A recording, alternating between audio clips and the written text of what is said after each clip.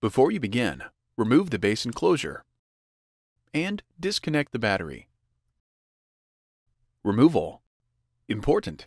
Make careful note of which cable is connected to each connector on the wireless WAN module for later replacement. Carefully disconnect the wireless WAN antenna cables from the wireless WAN module by grasping the connectors with a small pair of needle nose pliers or tweezers.